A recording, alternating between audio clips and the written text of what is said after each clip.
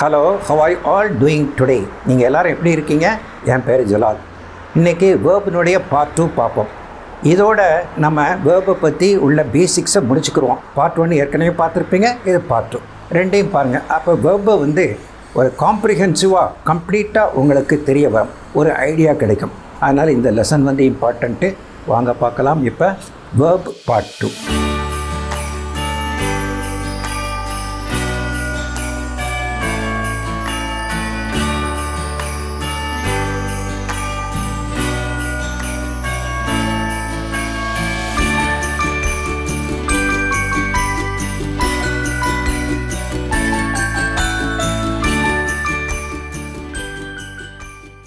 இன்றைக்குள்ள லெசனை மோடல் வேர்ப்ஸை வச்சு ஆரம்பிப்போம்.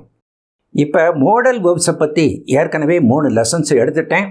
அதனுடைய லிங்க்ஸ் இந்த வீடியோக்கு கீழே உள்ள டிஸ்கிரிப்ஷன் பாக்ஸில் கொடுத்துருக்கேன். அதை கிளிக் பண்ணி 1 by 1 பார்த்து நீங்கள் நல்லா விவரம் தெரிஞ்சுக்கோங்க. இது நல்ல சப்ஜெக்டு, அதனால் நீங்கள் தெரிய வேண்டியது அவசியம் இருக்குது. இப்போ திருப்பியும் மோடல் வேர்ப்ஸை பற்றி இப்போ ஷார்ட் அண்ட் ப்ரீஃபாக பார்க்கலாம். அது ஏன் பார்க்குறோம்னா, நம்ம இப்போயெல்லாம் வேர்ப்ஸை பற்றி பார்த்துட்டு வரோம். என்னென்ன டைப்ஸ் இருக்குது, எப்படி விதத்தில் பிரிக்கலாம், எப்படி பாகுபடுத்தி பார்க்கலாம் அப்படின்ட்டு பார்த்துட்டு வரோம். அப்படி பார்க்கும்போது நம்ம மோடல் வேர்ப்ஸையும் பார்க்கலாம். இப்போ மோடல் வேர்ப்ஸ்னால் என்னென்னா, மோடல் வேர்ப்ஸ் கன்வே அவர் மூடுனா நம்மளுடைய மனநிலையை, நம்ம மனநிலையை எடுத்து சொல்கிறதுக்கு, எக்ஸ்ப்ரெஸ் பண்ணுறதுக்கு அந்த மோடல் வேர்ப்ஸை யூஸ் பண்ணுறோம். இப்போ ஒரு எக்ஸாம்பிள் சென்டென்ஸ் சொன்னால் உங்களுக்கு வழங்கும். ஸ்கையை பார்க்குறீங்க. ஸ்கை இஸ் க்ளவுடி, அதாவது நிறைய மேகமாக இருக்குது. ஸ்கை இஸ் ஓவர்காஸ்ட், அப்படி மூடி இருக்குது. அப்படிங்கும்போது நீங்கள் சொல்கிறீங்க இட் மைட் ரெயின் டுடே அப்படின்னு சொல்கிறீங்க. அதாவது இன்றைக்கி மழை பெய்யலாம், பெய்யக்கூடும் அப்படின்ட்டு ஒரு கெஸ் பண்ணி ஒரு அனுமானித்து சொல்கிறீங்க. ஏன்னா ஸ்கை ஓவர்காஸ்ட்டாக இருக்குது, அதனால் சொல்கிறீங்க. உங்கள் மூடை சொல்கிறீங்க, உங்கள் மனநிலையே சொல்கிறீங்க. இதை இப்படி சொல்கிறேன்னு வச்சுக்கோங்க, இட் ரெயின்ஸ் டுடே அப்படின்னு சொல்கிறீங்க. அது ப்ரெசன்ட் டென்ஸில் சொல்கிறீங்க, மழை பெய்யுதுன்னு சொல்கிறீங்க. ஆனால் அது கரெக்டாக உங்கள் மனநிலையை கரெக்டாக ரிஃப்ளெக்ட் பண்ணுதா, பிரதிபலிக்குதா அப்படின்னா இல்லை. ஏன்னா மழை இன்னும் பெய்யலை. இல்லாட்டி எப்படி சொல்கிறீங்க, இட்ஸ் கோயிங் டு ரெயின் அப்படின்னு சொல்கிறீங்க. அது இன்றைக்கி மழை பெய்யக்கூடும், இன்றைக்கி மழை பெய்யும்னு சொல்கிறீங்க. இட்ஸ் கோயிங் டு ரெயின்னா பெய்யும்னு அர்த்தம். ஸோ நீங்கள் ரொம்ப உறுதியாக சொல்கிறீங்க இன்றைக்கி பெய்யும் அப்படின்ட்டு. ஆனால் என்னுடைய மனநிலை என்னென்னா, நான் உறுதியாக சொல்ல முடியல, பெய்யலாம், பெய்யக்கூடும் அப்படின்னு சொல்கிறேன். இட் மைட் ரெயின் அப்படின்னு சொல்கிறேன். ஒரு டெஃபினட்டாக இன்றைக்கி கட்டாயம் பெய்யும் அப்படின்னு சொல்லலை. அதனால் என்னுடைய மூடை பொறுத்தவரையில் என்னென்னா, இட் மைட் ரெயின் அப்படின்னு சொல்கிறீங்க. அதுதான். இப்போ அதனால் இப்போ இன்னொன்று பார்ப்போம். அது நம்ம ஒரு பாசிபிலிட்டியை எக்ஸ்ப்ரெஸ் பண்ணுறதுக்கு, இது பாசிபிலிட்டி தானே, பாசிபிள் டு ரெயின். அதனால் பாசிபிலிட்டி எக்ஸ்ப்ரெஸ் பண்ணுறதுக்கு அந்த மாடல் வேர்பை யூஸ் பண்ணுறோம், மைட்டுங்கிற மாடல் வேர்பை. ஒரு எபிலிட்டியை எக்ஸ்ப்ரெஸ் பண்ணுறதுக்கும் ஒரு மாடல் வேர்பை யூஸ் பண்ணலாம். எப்படின்னா, ஐ கேன் டிரைவ் அ கார், எனக்கு கார் ஓட்ட முடியும், ஒரு காரை ஓட்ட முடியும் அப்படின்ட்டு. அந்த முடியும் இருக்குல்ல, ஐ கேன் டிரைவ் அ கார், அது மாடல் வேர்பு. அதை இப்படி நீங்கள் சொல்லக்கூடாது. ஐ டிரைவ் அ கார் அப்படின்னா நான் காரை ஓட்டுகிறேன்னு அர்த்தம்.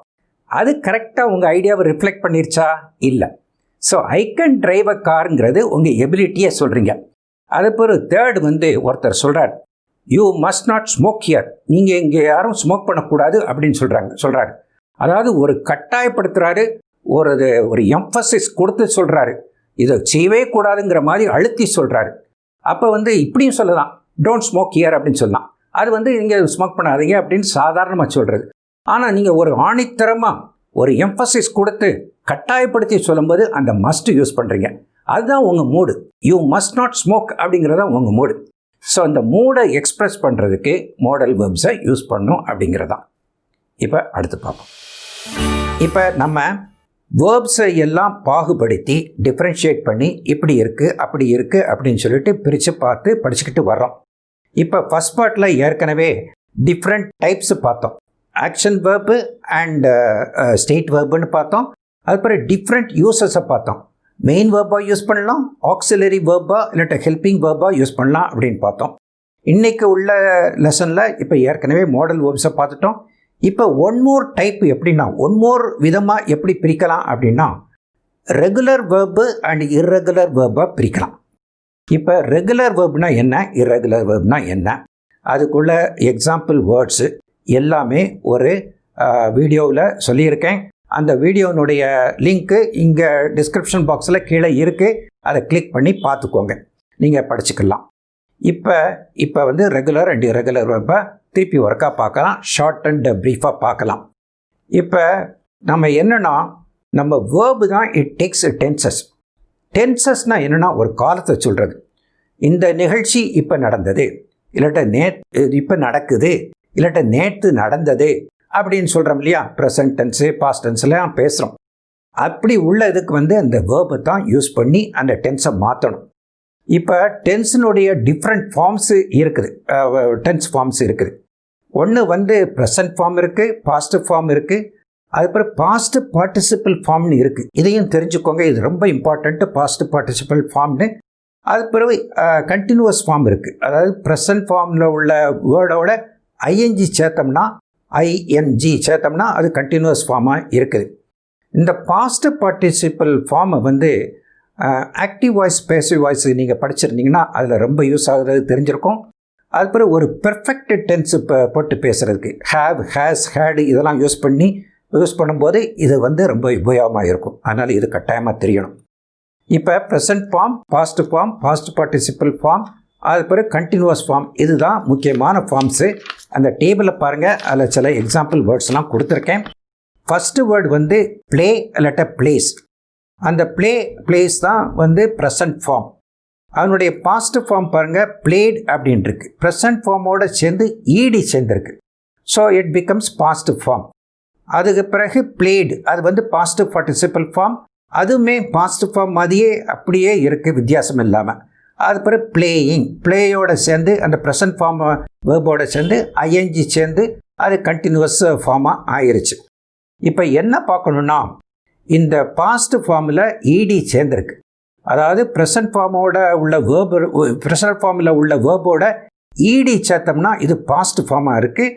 அதனால் இந்த பாஸ்ட் பார்ட்டிசிபிளும் அப்படியே இருக்குது. இப்படி உள்ள வேர்ப்ஸுக்கு பேர் வந்து ரெகுலர் வேர்ப்ஸ். இங்கிலீஷில் எத்தனையோ வேர்ட்ஸ், ஆயிரக்கணக்கான வேர்ட்ஸ் வந்து, முக்கால்வாசி வேர்ட்ஸ் வந்து இந்த ரெகுலர் வேர்ப்ஸ் தான். இப்போ நெக்ஸ்ட்டு பாருங்கள், ஈட், இஏடி, ஈட் அது வந்து present form. Ate, eaten, eating அப்படின்ட்டு இருக்கு. ஈட் அது பிறகு ஈடி போட்டு ஈட்டட் அப்படின்ட்டு இல்லை, இது டிஃப்ரெண்ட்டாக இருக்குது பார்த்தீங்களா. ஈட், ஏட்டுங்கிறது different. Past form is different, totally different, ஈடிக்கு சேர்க்காமல் இருக்குது. இப்படி உள்ளது வந்து இர்ரெகுலர் வேர்புன்னு வரும். பாஸ்ட் ஃபார்மில் ஈடி சேர்க்க முடியாமல் வேறு டிஃப்ரெண்ட்டாக இருந்துச்சுன்னா அப்படி உள்ள வேர்ப்ஸுக்கு பேர் வந்து இர்ரெகுலர் வேர்பு. அதனுடைய எக்ஸாம்பிள்ஸு கீழேலாம் கொடுத்துருக்கேன். Eat, ate, eaten. அந்த ஈட்டன்ங்கிற பாஸ்ட் பார்ட்டிசிபிள் ஃபார்ம் கூட டிஃப்ரெண்ட்டாக இருக்குது இந்த இடத்துல. சில இடங்களில் அதே ரிப்பீட் ஆகும், அது என்னன்னு பார்க்கலாம். இப்போ வந்து eat, ate, eaten, eating. Next வந்து கோ, வென்ட்ன்னு இருக்குது. கோடுன்னு இல்லை, ஜிஓஜி ஈடின்ட்டு இல்லை, வென்ட் இருக்குது, கான் இருக்குது, கோயின் இருக்குது. ஸோ இதுவும் இர்ரெகுலர் வேர்பு தான். அதுக்கடுத்து பி வேர்ப்ஸ், ஆம், இஸ், ஆர். அதுக்கு வந்து பாஸ்ட் ஃபார்ம் வந்து வாஸ், வேர்ன்னு இருக்கு. ஸோ ஈடி போடலை. ஸோ இதுவும் இர்ரெகுலர் வேர்பு தான். அதுக்கப்புறம் பாஸ்ட் பார்ட்டிசிபிள் பீன் இருக்குது, பீயிங் இருக்குது. நெக்ஸ்ட் வேர்டை பாருங்கள், வின் வந்து ப்ரெசன்ட் ஃபார்ம், ஒன் அப்படிங்கிறது பாஸ்ட் ஃபார்ம். ஈடி விண்டு அப்படின்னு போடலை, ஒன்னு இருக்கு. ஸோ இதுவுமே இர்ரெகுலர் வேர்பு தான். ஆனால் அந்த பாஸ்ட் பார்ட்டிசிபிளும் அதே தான் இருக்குது, ஒன்னு இருக்கு. மற்ற அந்த 2, 3, 4 இதில் வந்து பாஸ்ட் பார்ட்டிசிபிள் ஃபார்ம் வந்து different from the past form அப்படி இருக்குது. இதில் வந்து past participle form is the same as past form இப்படியும் இருக்குது. ஆனால் எல்லாமே எதுலேயுமே ஈடி பாஸ்ட் ஃபார்மில் வராதனால எல்லாமே இர்ரெகுலர் வேர்பு தான். இப்படி தெரிஞ்சு வச்சு படிங்க. இப்படி தெரிகிறது நமக்கு ரொம்ப அவசியம். அதனால் எதனாலனா நம்ம பேசும்போதோ எழுதும்போதோ கரெக்டாக பேசணும், கரெக்டாக எழுதணும். இப்படி சொல்லக்கூடாது.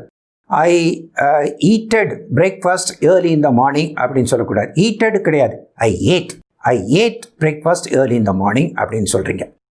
ஸோ இப்போ நெக்ஸ்ட் வேர்டை பாருங்கள், ஐ வென்ட் டு காலேஜ் அப்படின்னு சொல்கிறீங்க, ஐ கோடு டு காலேஜ் அப்படின்னு சொல்லலை.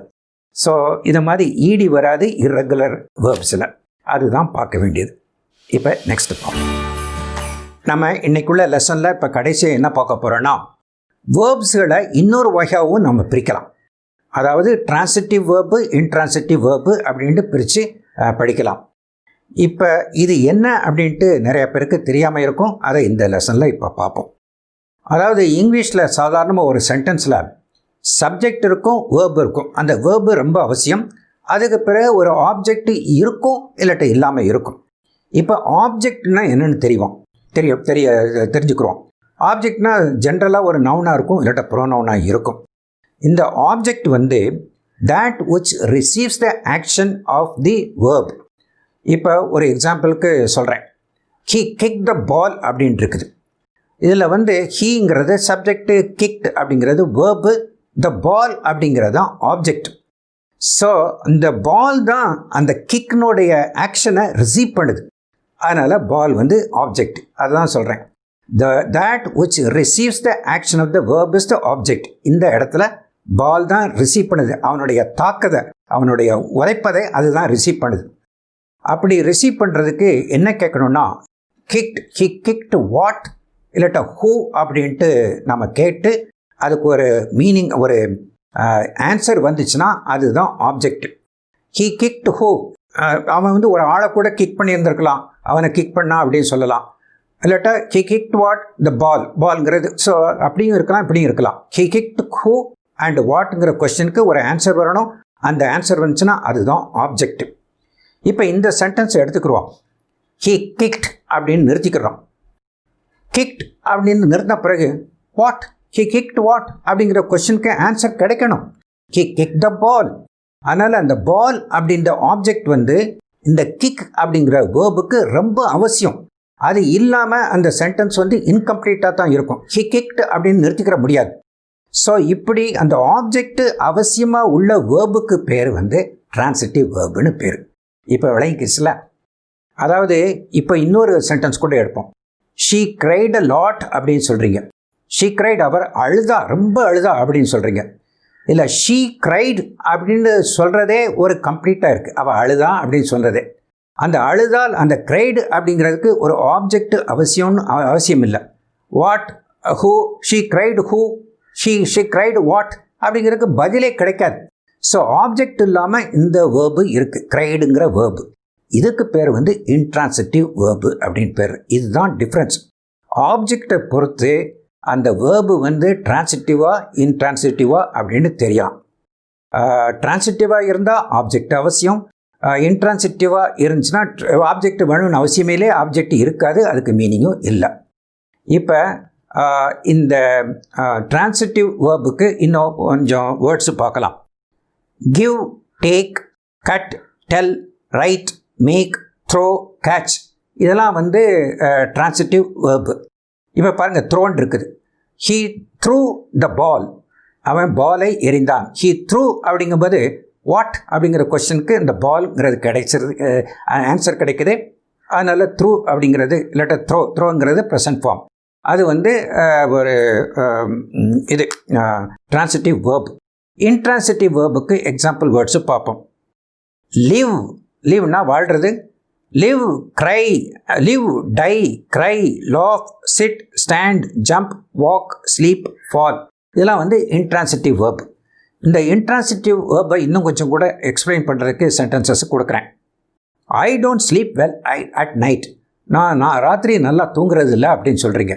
இதில் ஐ டோன்ட் ஸ்லீப், அந்த ஸ்லீப் தான் வந்து இது வேர்பு. அந்த வேர்புக்கு வந்து ஒரு இது வேணுமா, ஆப்ஜெக்ட் வேணுமா. ஐ don't sleep who, I don't sleep what அப்படிங்கிற கொஸ்டினுக்கு ஆன்சர் இல்லை, ஆன்சர் அவசியம் இல்லை. ஸோ அந்த ஸ்லீப் அப்படிங்கிற வேர்டு வந்து இன்ட்ரான்சிட்டிவ் வேர்பு. அது மாதிரி மே ஐ சிட் நவ் அப்படிங்கிறதுல சிட் அப்படிங்கிறது இன்ட்ரான்சிட்டிவ் வேர்பு. சிட்டுக்கு வந்து ஆப்ஜெக்ட் வேணும்னு அவசியம் இல்லை. அதாவது ஹூ வாட்டுங்கிற கொஸ்டினுக்கு ஒரு ஆன்சர் கிடைக்காது. அதுக்கப்புறம் ஹீ லாஃப்ட் லவுட்லி அப்படின்னு சொல்கிறீங்க. அவன் ரொம்ப பயங்கரமாக சிரித்தான் அப்படின்னு சொல்கிறீங்க. அந்த லாஃப்ட்டுக்கும் ஒரு ஹூ வாட்டுங்கிற அந்த ஆப்ஜெக்ட்டு கிடைக்காது. ஆனால் லாஃப்ட்டுமே இன்ட்ரான்சிட்டிவ் வேர்ப் தான். இப்போ நிறைய பேர் என்ன செய்கிறாங்க, என்ன தப்பு பண்ணுறாங்கன்னா, டிரான்சிட்டிவ் வேர்பு வர்ற இடங்களில் ஒரு ஆப்ஜெக்ட் இல்லாமல் பேசுகிறாங்க, எழுதுகிறாங்க. அது தப்பு. எஸ்பெஷலி ஒரு சென்டென்ஸில் 2 போர்ஷன் இருக்குன்னு வச்சுக்கோங்க. ஒரு எக்ஸாம்பிள் கூட சொல்கிறேன். இப்போ he didn't take but simply walked out in the rain. அவன் எடுக்கவில்லை, ஆனால் அந்த மழை மழை மழை பெஞ்சுக்கிட்டு இருக்க சமயத்தில் வெளியே நடந்து போயிட்டான் அப்படின்னு சொல்கிறீங்க. he didn't take what? என்ன எடுக்கலை அப்படின்னு சொல்லணும் இல்லையா? he didn't take an umbrella எடுக்கலை. அந்த அம்பர்லாங்கிற வேர்டை எழுதாமையே இந்த சென்டென்ஸ் எழுதுகிறாங்க, அதை கொண்டு வராமலே. ஸோ இது தப்பு. அந்த டேக் அப்படிங்கிறது ஒரு டிரான்சிட்டிவ் வேர்பு. டேக் வாட் இல்லாட்ட ஹூ அப்படிங்கிற கொஷனுக்கு ஒரு ஆன்சர் கிடைக்கும். he didn't take an umbrella, he didn't take the umbrella அப்படின்னு சொல்கிறீங்க. அந்த அம்பர்லா தான் ஆப்ஜெக்ட். ஒன் மோர் சென்டென்ஸ் பார்ப்போம். he kicked but the goalkeeper blocked it அப்படிங்கிறீங்க. he kicked, அவன் உதைத்தான், ஆனால் கோல் கீப்பர் வந்து அதை தடுத்துட்டாரு அப்படின்னு சொல்கிறீங்க. எதை உதைச்சான்? he kicked what அப்படிங்கிறதுக்கு ஒரு ஆன்சர் கிடைக்கணும். he kicked the ball அப்படின்ட்டு வரணும். ஸோ அந்த kicked அப்படிங்கிற டிரான்சிட்டிவ் வேர்புக்கு ஒரு ஆப்ஜெக்ட் இல்லாமல் சில பேர் எழுதுகிறாங்க, அது தப்பு, கட்டாயம் வேணும். ஸோ இன்றைக்குள்ள லெசனை இதோட முடிச்சுக்கிடுவோம். இப்போ இன்றைக்கி என்னென்ன பார்த்துருக்கோம்னா, மாடல் வேர்பு பார்த்துருக்கோம். அது பிறகு அந்த ரெகுலர் வேர்பு, இர்ரெகுலர் வேர்பு பார்த்தோம். இர்ரெகுலர் வேர்புக்கு நிறையா நீங்கள் வேர்ட்ஸ் படிக்கணும், ஏன்னா அதுக்கு ரூல்ஸு ரெகுலேஷன்ஸ்லாம் கிடைக்காது. ஒரு பழக்கத்துலேயும் எக்ஸ்பீரியன்ஸ்லாம் வருது, அதனால் நிறையா நீங்கள் பழகணும் இர்ரெகுலர் வேர்ப்ஸு. அதுக்கு பிறகு இதையும் பார்த்தோம். டிரான்சிட்டிவ் அண்ட் இன்ட்ரான்சிட்டிவ் வேர்பு பார்த்தோம். டிரான்சிட்டிவ் வேர்பு வர்ற இடங்களில் கட்டாயமாக ஆப்ஜெக்ட் வரணும். இந்த லெசன் வந்து ரொம்ப யூஸ்ஃபுல்லான லெசன். நீங்கள் தப்பு இல்லாமல் எழுதுறதுக்கோ பேசுகிறதுக்கோ இது ரொம்ப ஹெல்ப்ஃபுல்லாக இருக்கும். இது ஃபண்டமெண்டல் லெசன். உங்களுக்கு சப்போஸ் விளங்காமல் இருந்துச்சுன்னா திருப்பி ஒருக்கா இந்த வீடியோவை ப்ளே பண்ணி பார்த்து விளங்கிக்கோங்க. அப்போ தான் இங்கிலீஷு பர்ஃபெக்டாக இருக்கும். இந்த லெசன் வந்து நான் நடத்தின விதம் உங்களுக்கு பிடிச்சிருந்துச்சுன்னா அந்த லைக் பட்டனை ப்ரெஸ் பண்ணுங்கள்.